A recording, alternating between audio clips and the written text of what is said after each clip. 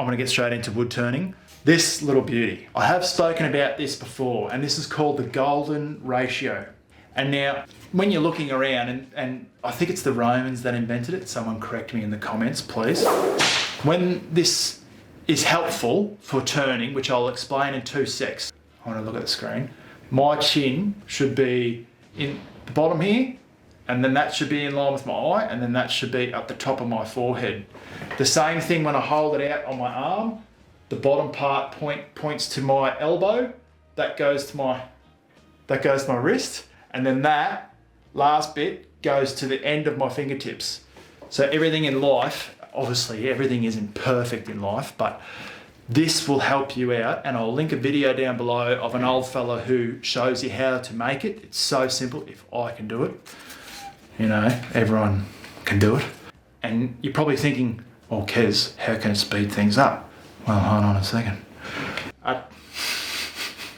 When you're turning and you want to know how big the foot needs to be, like we've said before, general rule of thumb, a foot should be 1/3 of the overall diameter, right? Get this bowl out here. And now what I'm getting at is, unless you're really good at maths and you can just whip figures out your head like Dino does when I go shopping, she can just, oh yeah, that's how much that. Oh. All you need to do is hold it. When it's on the lathe, you're holding it, you're standing on the side here, holding it, you go, oh yeah, righto. And then these 2 pointers here then become the diameter of your base. Not even joking you. That is 1/3 of that diameter. So you don't need a ruler, you don't need your calculator or anything like that. You'd probably be turning this way, so you just hold it, you know, and eyeball it in. It doesn't have to be exact, but it just gives you that rough spot. And I turned every bowl for this festival with this. So it just speeds things up. And when you're doing bowls like this, so a closed form bowl, because the opening is smaller than the body, and I just called this the Winnie Pooh bowl because it looks like a little honey pot. It's mango, it's absolutely gorgeous. But when I was first learning, I used to struggle to know when to bring that shoulder in, when to sweep up. And I know it's 1/3 from the rim down, it's meant to be 1/3 or 2/3 up. And that's when you're meant to come around. These are all general rules. So, okay, I'm gonna go, that is the bottom, and that lines up with the top. I'm doing this very haphazardly. Can you see how it all works out really easy for you? That there.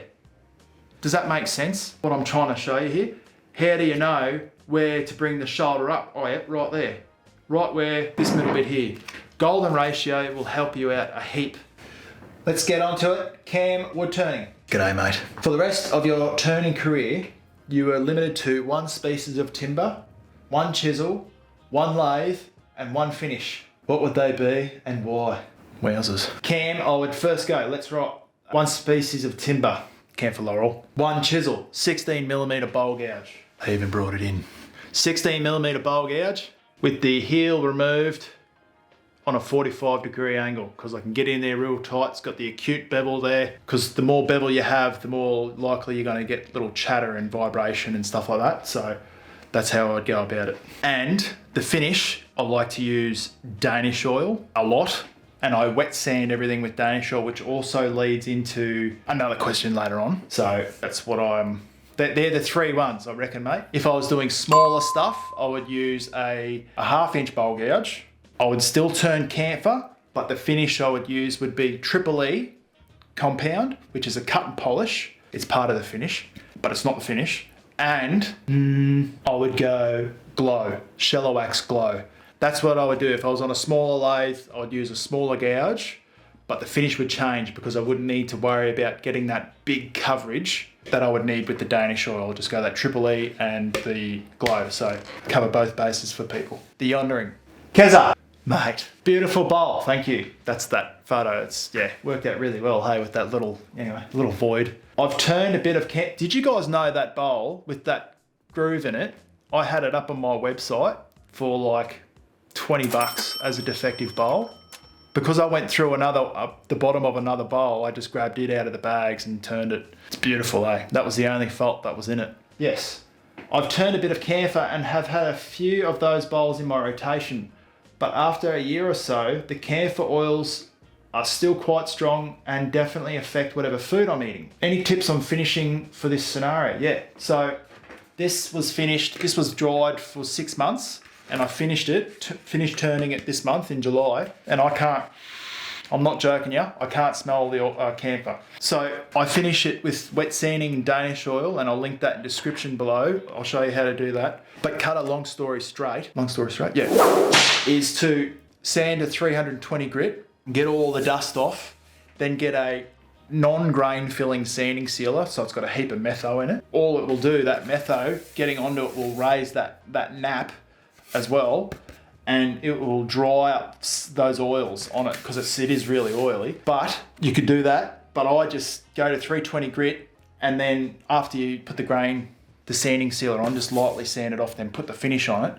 But what I've been doing is just using that Danish oil, 320 grit, blow all the dust out, make sure you've got all the imperfections out, you know, any torn grain and things like that.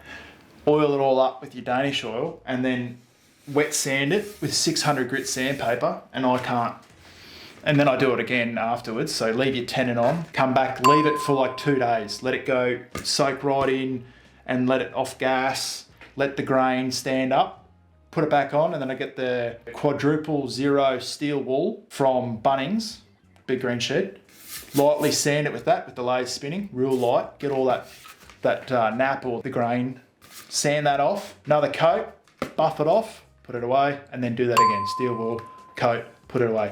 And I honestly can't smell camphor, and I know the smell quite well. It makes Nadine's eyes water, and the office is 60 meters away from the shed. That's when I'm rough turning and I'm doing like 250 something bowls, you know. That's, yeah, hope that answers your question. Edward Bear. G'day, mate. Do you have a plan for every bowl you turn, or do you make it up as you go along, depending on the wood and cracks, etc.? Yes. So cracks, big voids and stuff, bowls like that, big defects, I just push them to the side, and then I put another bowl on the lathe as I'm going. If they're little defects, I'll still finish them, like little ones, and I'll just put some knot filler or something like that if they had little tree branches coming off. But I do have a plan for every bowl that I turn. I don't try and go into it blindly. So a smaller log, I'll try and turn them into closed form bowls. So it's just like a little log. I'll just take the pith out, and they'll become my little, because I can't get a heap of cores out of these, and they are a little bit more expensive. Well, they should be, because, you know, you're still putting same amount of effort into one of them, but you're getting less cores out. So, you know, because you can't get the knife from the core in there. So they become closed forms, and then the bigger bowls then become like an oji bowl. I like the shape of the oji bowl, this will lead into our little sheds question. So that's like a nice formed shaped bowl, and I try and have them nice wide rim and then an even sweep all the way down. I try. But before I do turn them, you can't always predict what they're going to turn out to be, you know. I know what you mean. And so as I'm turning, if it's going to have a big void or something there, of course I have to take that down, or it's just another redesign in my opinion. And you just got to keep turning until you're happy with the shape. And if it feels right with your hands, it looks right. Hope that answers your question, mate. Write me a message if I haven't. Our little shed, mate. What's your thoughts on traditional versus modern design when it comes to bowl turning?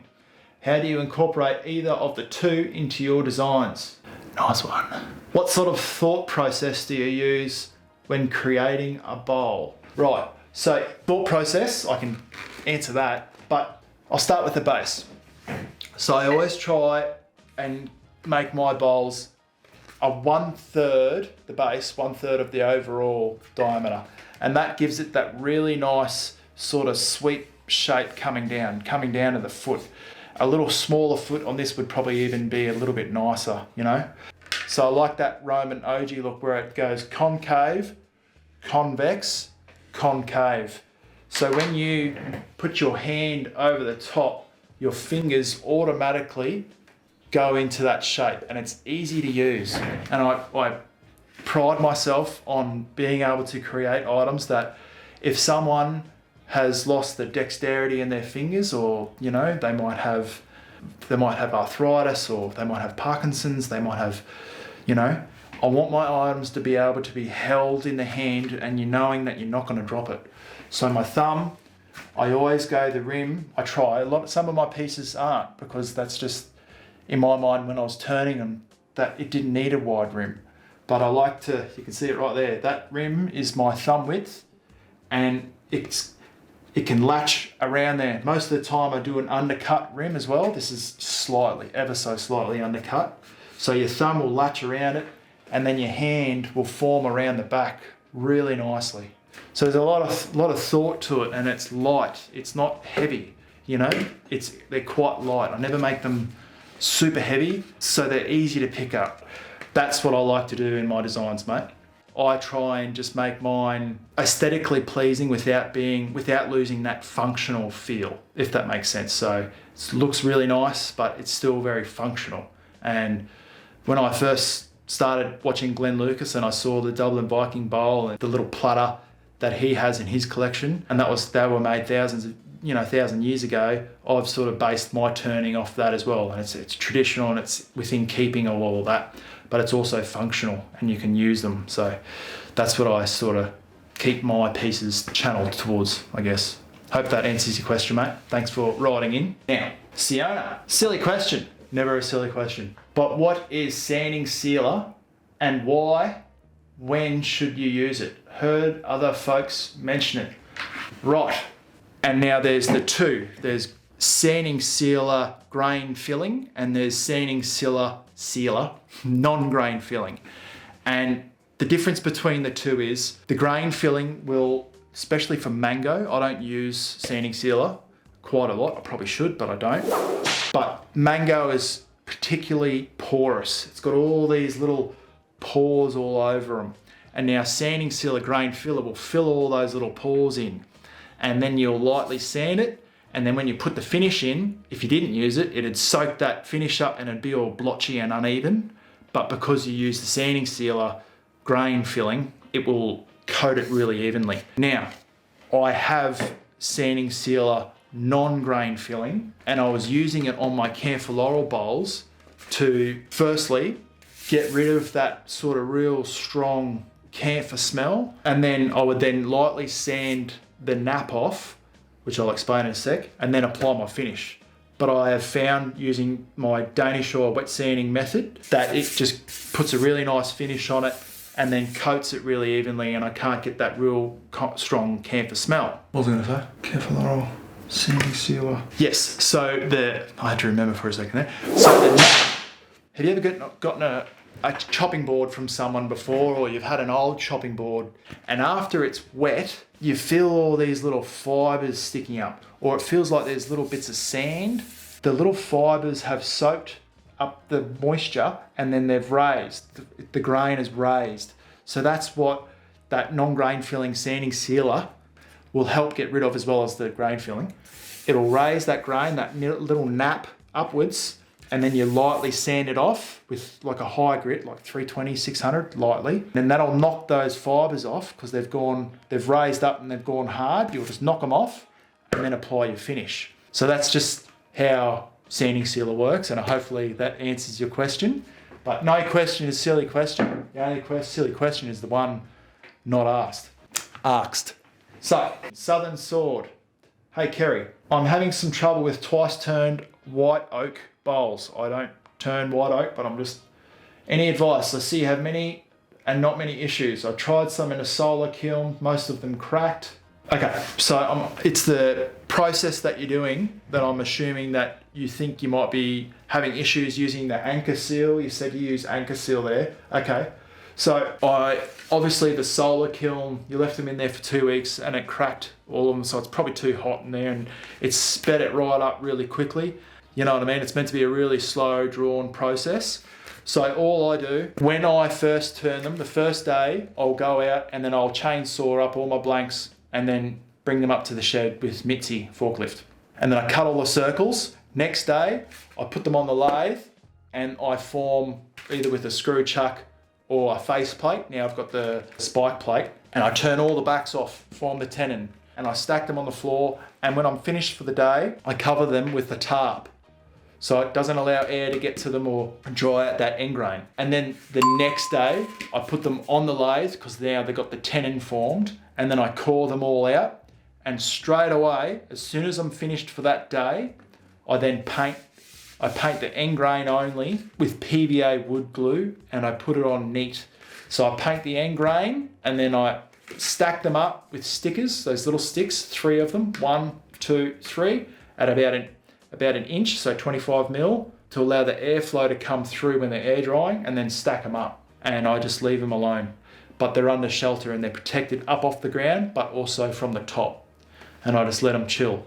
I have lost a couple, but I haven't lost a heap, like a handful. I only lost a couple at a time, just from cracks, or hardwoods particularly crack really bad. So till next time, everyone, please take care of yourselves, and I will see you all and talk to you all directly. Cheers. Bye.